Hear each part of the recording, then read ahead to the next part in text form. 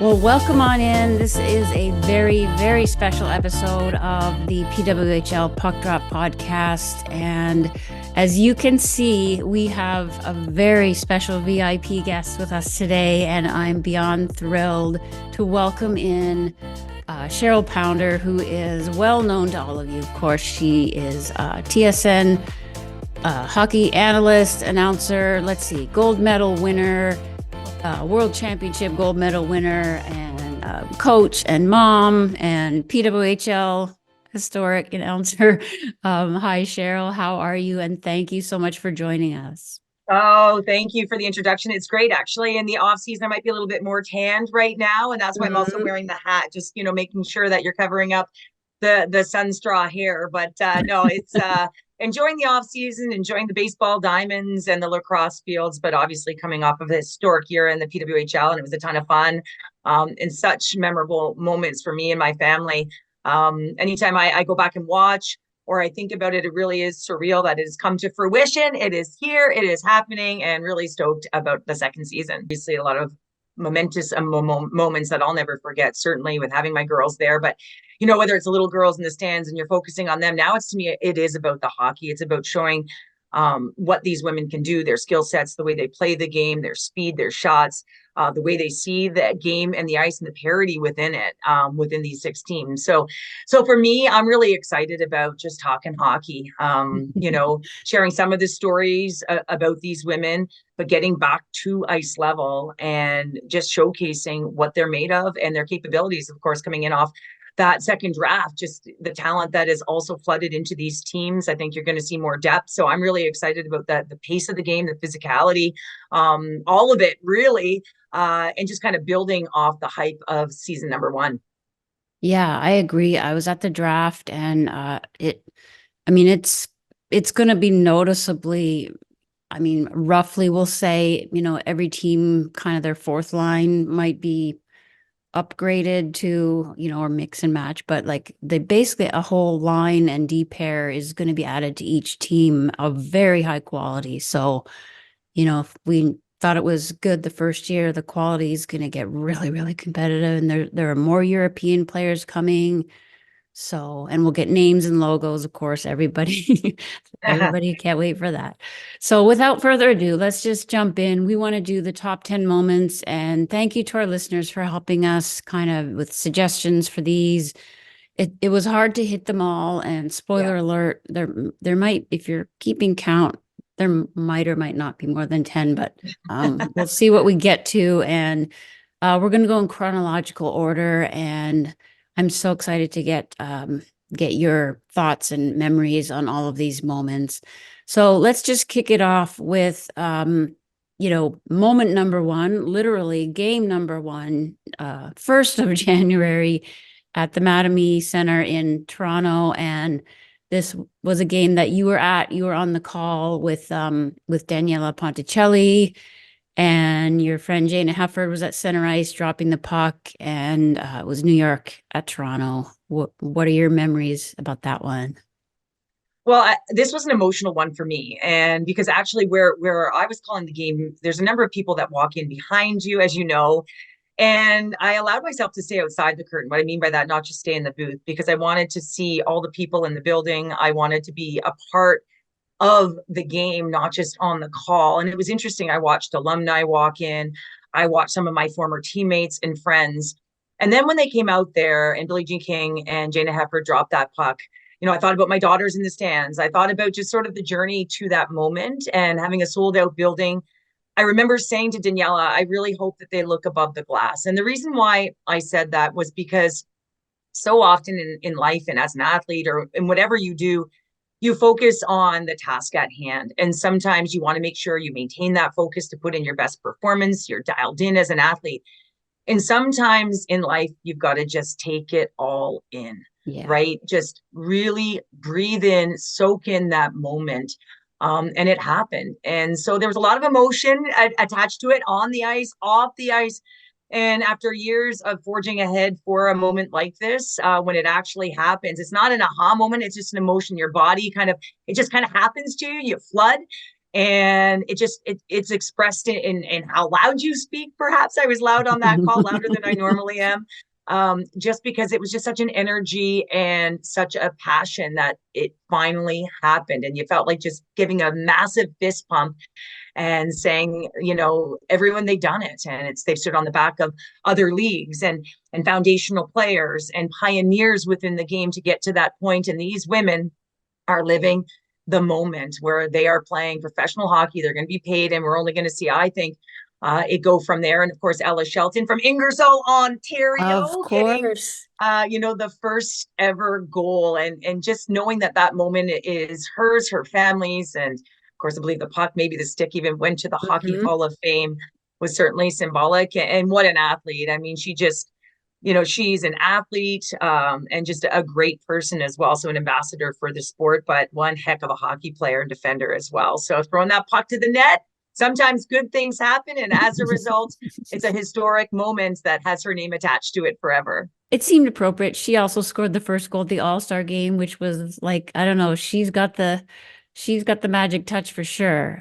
She had a great year, but I love what you just said about taking in the moment, because the whole first year was a bit of a balance, but in the beginning it was just about taking it in. Well, and I think those are the moments that you have to appreciate and you do have to take in, and you've got to celebrate, right? Because I think it's taken time. And as mentioned, it's been built on other leagues. It's been built on dreams and people who, sacrifice, including these women. I mean, sacrificed a lot to be in that moment. So I think it is very emotional. And there are times where you do have to take it in. And I remember a sports psychologist saying to me when I got to my first ever Olympics, like, put away the camera and the cell phone. And I was like, what are you talking about? Now I'm old, I'm archaic. So, it's not like your phones are readily available. But he said, I want you to take in and live the moment. And I think sometimes that's what you have to do. You have to be present. You have to live that moment. And there were a lot of firsts, but the reason why I did say I'm kind of happy the firsts are over is because when the firsts are over, you've kind of put it behind you in the fact that we did it.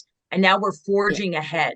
Yeah. And so you take that time to appreciate, to celebrate, to do all of those things. But now as we move forward, it's about the game, and it's about, how amazing these athletes are at their craft. And that's what we love to talk about. So it was a momentous year. There's historic moments that I think will forever be etched in my brain, that will live with me. And that's saying something as well. And even as a broadcaster, a couple times I did take the moment to just breathe it in and take it in and soak it in, maybe be a little less technical, because I just wanted to appreciate where I was in that moment, not for myself, but for all of these other athletes, and for the next generation, and also the many generations before that had the dream.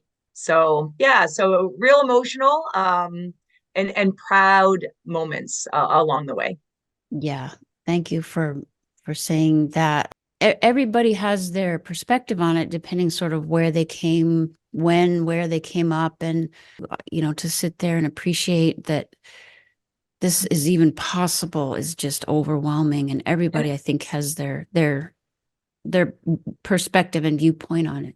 And I love that you mentioned perspective, because for me, at the end of the day, hockey is played at all different levels, but the passion remains the same. It doesn't matter whether you're a house league player or you're the highest level player. When you are passionate about it, you want to watch it, you enjoy it, you love it. And so those feelings and emotions are the same for everyone, even though everyone's played at different levels. And so it's just an opportunity for all of us, no matter what level you play, to enjoy the game at the highest level and to watch it. So I think that's a big thing for me is, when I talk to young girls, it doesn't matter whether, they're playing, for fun or they're playing for a competitive edge, that they have an opportunity to watch and to say, that's my favorite player. And wow, look at that play. And so I don't know. I just think, when we talk about hockey, it really is about everyone who is entrenched in the game, not just those who play at the highest level with the hope and aspiration of going to the PWHL. It's also for the ones that just love the damn game. So I think that's really important. Perspective is critical. Yeah. And boys, when Becky was on, this isn't just for girls, although it's great. And everybody says this is for the little girls. And then there's a much wider circle of Oh, big, little, every gender, age, heritage, play the sport, don't play the sport, new, old to the sport, all of it. The more hockey, the better. I've And had so many men come up to me. I remember during the playoffs, I went into a pub and it was on, and the manager came over to me, and I'd never met him before, and was like, "Hey, we're gonna put it on the big screen." I'm like, "Okay, you should," yeah, and he was talking to me about Natalie Spooner, and he knew the names, and so I remember going to a baseball game and in May with one of my daughters, and all of a sudden I see a jersey being worn by a gentleman walking into Subway, and so I'm just like, nice. this is when that the Kool-Aid is being drunk by Yeah, multiple people, and so that's really a success story, is when it is for everyone, and now all of a sudden you can see it and it's visible, and it's your choice to turn the channel or not, yeah. but because it's visible, it's out there, and that's what we're seeing, and sort of so that expansive momentum is awesome to see, and from all different walks of life, and which is really amazing.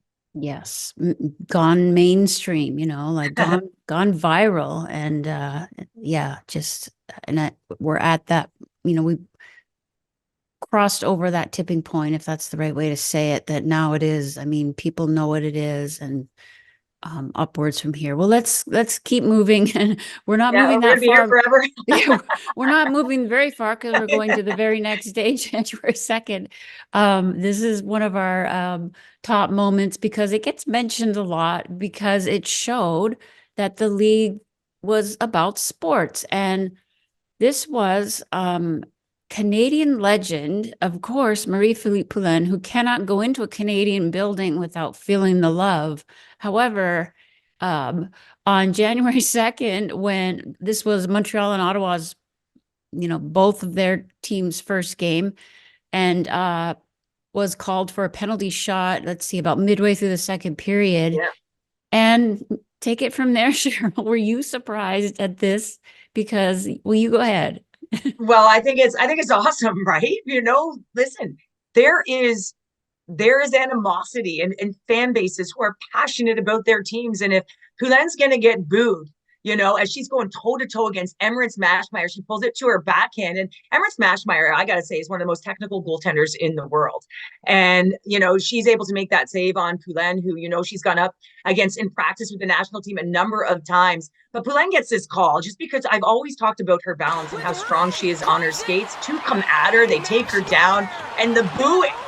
It was I mean, you gotta. I love it. I love it. the announcers were kind of like, wait a minute, because and it also speaks to the Ottawa fans, which were a story all year long as well. Yeah, the Ottawa fans were absolutely amazing, right? And you're staring down the most clutch player in the world, and she's got a penalty shot, and you let her know it, right? And it's like waving the white towels behind the basket, Yeah, right? they did not hold back, and it was the very first game, so they were like, we love our team. Well, yeah, and two Canadian teams going toe to toe. I just love that drag there. Sorry, the edge. I thought she was going forehand, and then she pulls to tuck to the backhand. But so I always have to get back to the hockey. Of But course, Coach when Cheryl. when I think about it, though, because it was unexpected, it made it a fantastic moment, Yeah, right? Because yeah, we haven't seen it in the women's game, where of course Poulin walks in and is absolutely booed, and you almost kind of smile in the fact that, what, this is about the hockey. This is about a fan base that knows how good she is, knows that this is a critical moment in the game, and they're going to let her know it. And so, you can appreciate those moments, because when you're in them, whether you're watching, it's a sense, if you're watching that game and that comes through the television, you're like, right, for the first time. yeah. And that again is another emotion that's playing with you within the game, and that's sport. So yeah, I thought it was a moment where it made me smile. It made Yeah. me go, yeah, this is hockey. They want to win. This fan base wants their team to win, and they're letting her know it. It's on. So Yeah. it's on. And Game on. let's go to what is another first. Some of these are going to just be firsts because that's just the way it is. On January 5th, we had the rematch. Toronto went into New York, ended up winning that game. And in the third period, when it was 2-2, we had, I think, matching penalties called to Toronto. We had Ali Monroe and Olivia Knowles. There was this scrum after the whistle kind of thing and pushing and shoving.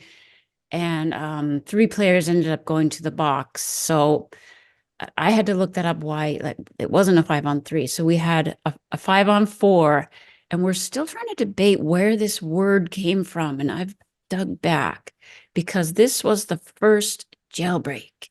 And this was, we knew this rule was in place. And I think it was just sort of mentioned like, oh, by the way, this is a thing where, and so they go to the box, and then we had history made. Yeah. And this was the first that I absolutely loved because I actually love this rule. Yeah. The jailbreak rule is something that I certainly find entertaining. And the PWHL, I think they got this right to be able to generate offense, to perhaps change how you kill a penalty depending on the time of the game. And then, of course, getting opportunity. And so it's the way you attack now all of a sudden on a PK. It's a 2-2 game. And now all of a sudden, when you recognize I have an opportunity to go, players are going. They're being aggressive on the puck carry because they know that, listen, it's not just about scoring, it's a goal. It's about getting out of jail. It's about now all of a sudden getting back to even strength. So when you get an opportunity on net, you see the original 2-on-1 that happened there because of that persistent pressure on the puck, recognizing that, listen, we can get going north here. We can try to attack and put them on their heels a little bit. Not only that, but now all of a sudden we can kill some valuable time. And the power plays within this league were not overly strong this year. So why not jump on it right away? And then it's going to be Emma Maltais, right? Who's going to score. And all of a sudden, when that happens, I'm telling you, I think she's such a great fast player and takes it off her foot. And you can see this, a little bit of a pause, and the delay gets the slide. So the pass is taken away, but a lot of the time, athletes don't actually take the shot, right? They're looking for that next best look. Well, not Emma Maltais on this one. She opens up the blade, she gets the slide, and it's a jailbreak. And as a commentator, this is one of those things where you're like, man, I want to say it. Man, I want to say it, because it was just highly entertaining. And just having that player come out of the box is something that's awesome. But I just love the attack mentality in and around the net. And Emma Maltais, I think she had a fabulous year. Just look at the pause there, that wide stance, trying to be deceptive, making it look like you are going to pass. But Emma Maltais is one of those players who, I call her a chihuahua, right? Because she's on the puck all the time. But when she was at Ohio State, she scored a ton of goals, right? She put up points at a real good clip. So when this just transferred to this league, because she's solid, she's strong on her skates. And so to get a player out of the box, be the first ever, which I think was just an awesome rule and change in the game that the PWHL implemented. Yeah, they made some very good choices in those, the rule changes with the playoff format and different things. But I think this one was the biggest success. And, as Becky Keller pointed out when she was on here, it probably, you couldn't do that in the NHL because of it, historically, it just hasn't been that way. They're not as light on their feet to make these kinds of choices, or that they could undo this choice if it didn't seem like it was working out. It fits, right? The t-shirt, like the jailbreak t-shirt, I don't know why I thought of Monopoly. Well, like get out of jail free. Yeah. Get out of jail free. And, and that's kind of how you explain it to your viewer is that now all of a sudden, you're back at even strength and you're up, not necessarily up a goal, but you've scored one. So, but for me, I love the context of it. And even on that play, you can see Emma, she takes off the moment that they get the puck on the wall. Right. And a lot of the time, I'll go back to when I played back in the day. You sit back, right? You want to make sure you can just get the puck 200 feet down the ice. You want to kill those valuable seconds.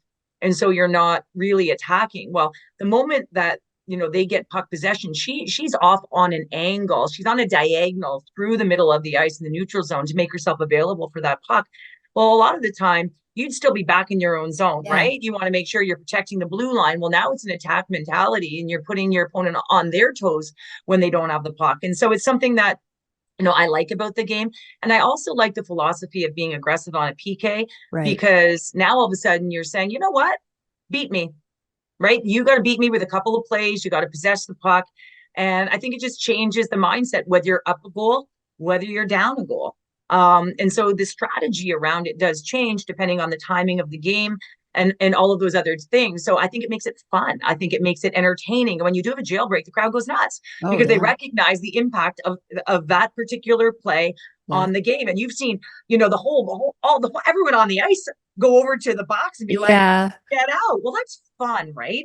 And you have to be able to connect with your viewers and entertainment while still playing the game of hockey. I don't think we wanted to change so drastically that we didn't recognize it.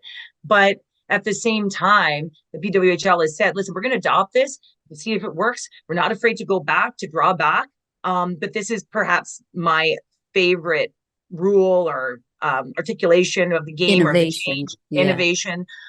It's probably my favorite. It's not like a shorthanded goal is big anyway, but like knowing a shorthanded goal can get your play out of the box and like it makes it doubly effective. And in a tie game like this, it's a goal. We're no longer in I mean, You're it not no really, longer shorthanded. And yeah, so, it's right, it huge. changes the dynamic of the game, one. And two, especially teams typically give you momentum or they take it away, Yeah. right? And we've seen a lot this year or this past season that the power plays really, weren't overly prominent, especially the bottom half team. I mean, they really, really struggled. I do think that's because it's a newer league and all of a sudden everyone was starting with a fresh slate. You start with a clean slate of players. Power play is often more difficult in a short-term tournament or anything. So your PK can take advantage of that too, because your PK is about your stick steering, about your anticipation, about your aggressive nature, about the entry. And I found it was real difficult for a lot of these teams to get in because of the aggressive nature of the original steer, and then of course taking away the blue line. So anyway, I absolutely loved it. Mind you, I was a PKer my whole life. I never got an opportunity. Ask Keller. We were not on the power play for a reason, I might add.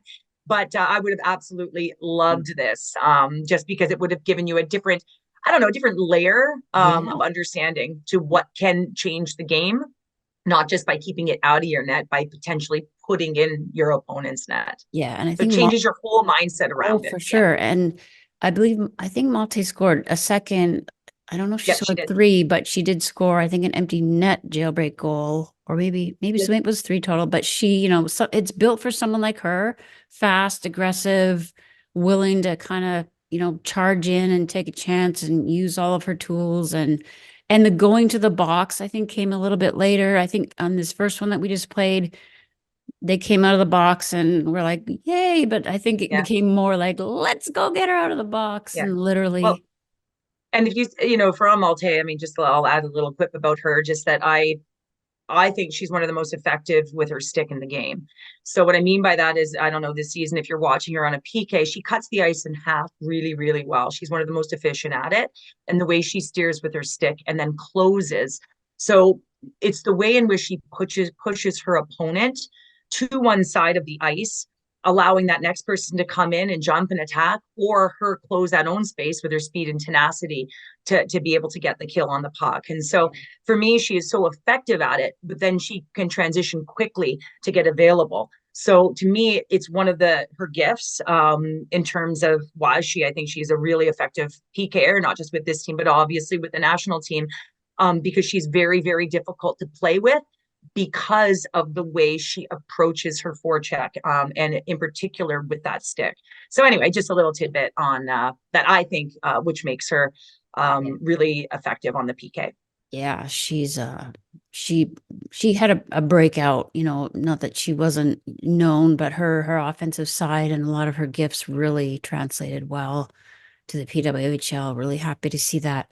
So let's keep moving. Yeah. We've got this, I guess this is a moment because again, this illustrated so many of the the games happened in so many overtimes and weird sort of goals called off and late tying goals and different things like that. So we're moving to January 13th in Verdun. I don't know if this was the first game in Verdun. Anyway, we'll um figure that out. But so this game I think was notable because it also had a jailbreak goal. And this one was interesting, we went into overtime, and I guess this is the moment that, that I wanted to bring out was the disallowed goal in overtime, which, like we talked about Ottawa and their overtime struggles. And this was, we had controversial overtime moments in so many of the games in general. And this one was, so it went to 3-on-3 overtime, as we do, and out go, all the strong players. And Montreal thinks they win it because Poulin follows up, her own shot, and Stacey's crashed the net. And so then you can describe what the heck was going on here. Well, it's so interesting, right? Because everyone thinks that they've won the game. And, on the other side, Boston's going, that didn't happen. There was goaltender interference. You can see the shaking of the head right away. But it's interesting. I mean, Poulin just got a gift. I mean, this is, I know where it's a disallowed goal, right? But the area pass she makes, recognizing that, Laura Stacey's a linear player. She's a north-south driver, and she is so strong. The key on 3-on-3 is you want to be able to possess the puck and get that entry with some side of speed. But look at this pullback, right? And that soft dish. Look at that. And then Stacey's on her backhand there because she's driving in off of the left side, and she gets her stick out to try and get a redirect on that puck, and she crashes into the goaltender. And of course, it's going to be disallowed because of it. And you got everyone waving their towels and everything in the building. And this is what makes the game thrive in some ways, until of course you think they get it wrong. And then everyone And is Verdun was a crazy arena as well. We found that out. That was a great atmosphere in there. That's what made this whole game so exciting too, a small arena. Well, and I've called from that building as well, and you're right. And it's vibrant, it's loud, it's full. There's energy there, there's passion there. So all of a sudden, when there's a disallowed goal, now all of a sudden you got everyone going crazy. But I mean, Poulin with that dish again, she just reads that stick, reads where the opening is. See Laura Stacey get by Hilary Knight there to get a stick on it, and then they're going to call it the interference. And of course, after that, it's going to go a little bit further. I wasn't on that call, so it was a little bit different. I didn't get all the different looks of whether it my opinion on it, because I didn't get all the other looks. I would need to see it multiple times over again to be able to comment appropriately. But I mean, the goaltender has to be able to make that second save, right? So if they're in their crease and they are prohibited from moving outside of contact that was created from the other team that forced you in there, then of course, if the goaltender isn't able to move freely within their crease to make a save, then they're typically going to favor the goaltender. So the big question is, do you go in of your own free will, or are you pushed in by someone else? But the original shot comes there, the holding on in the crease. It was so close. That's why it took a while. This one took a while. That's part of what made it so dramatic. It was like, it's taking too long. Well, there's many elements you're looking at, right? And we often will have the officials beside us. So sometimes we'll go in and run in just to say, hey, what is it that you are looking at here? Is it going to be like the stick on the pad? Because obviously you cannot push a pad into past the line. So there's numerous different angles that sometimes, you need to go in and have a look, because there's multiple different looks that you can get on a disallowed goal. But it's interesting, you talk about momentum, then all of a sudden now, you're still back in overtime, 3-on-3, and then the puck goes the other way, and they're able to win it. So how momentum changes everything in this game is certainly unbelievable. And Pelkey is able to do the job at the other end right after that. So, these are the moments of the game that make sport. And one of the biggest things is, I'll say to young athletes, whatever you do not have blue line turnovers, because when you do, that puck in transition quickly turns over and can go the other way. And that's what happened here. And of course, Pelkey off the side at the dot, gets lost in that coverage, and just for a moment. And that's all it takes. These women can now fire the puck. Mm-hmm. You're right. And I mean, foreshadowing to another of our moments that we're going to queue up, where one team thinks they've scored and won. And, mentally that's tough. You need time to regroup, but especially in overtime in 3-on-3, where it's so it's happening fast. It's kind of way of an advantage for the team that has gotten the benefit of the disallowed goal to go the other way. Don't you Well, think? yeah. And I also think 3-on-3, like I don't think as we go through time, I think when these women play more 3-on-3, you're going to see it change a little bit. Like there was a complete loss of coverage there. Two went to the same player, and all of a sudden that puck comes across the puck, who's left wide open. In 3-on-3, you just really have to be strong in your communication and your awareness because obviously, you're in a player on player situation. So you have to make sure that you're communicating, especially on switches. But when you get caught in quick transition, which happens here, and the puck winds up going the other way, now all of a sudden you're lost as everyone's puck focused. And now you see, you had Megan Keller available as well, right, as Palki. Because often, when the puck is starting to track towards the net, everyone trying to goes to the puck.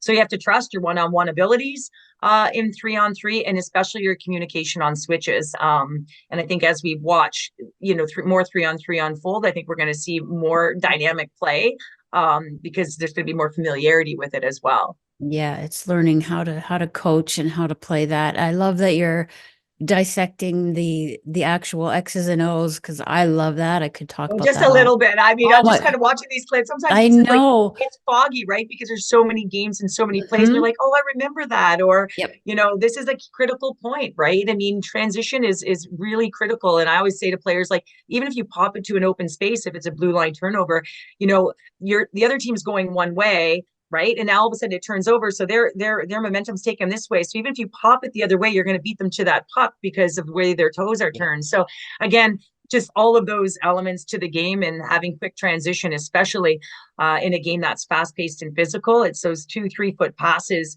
to open spaces that really get it done. So speed on entry and then of course lost coverage, but it's the momentum of the disallowed goal, right? That gives you the vibe, gives you the energy, get you on your toes even when you're tired. So a lot of fun, and it's fun going through these because it's a reminder of them too. And it was foreshadowed, it's because people, I'm not spoiling anything. Again, it was Boston that got the benefit of that later on in the playoffs. Yeah. So they did. I could watch this all day. So I'm just so happy to go over these with you. We're going to do the second half of this in our next episode. Thanks for joining us today, Cheryl. We'll see you for part 2 because we do have a lot more to come. Awesome. Thanks for having me.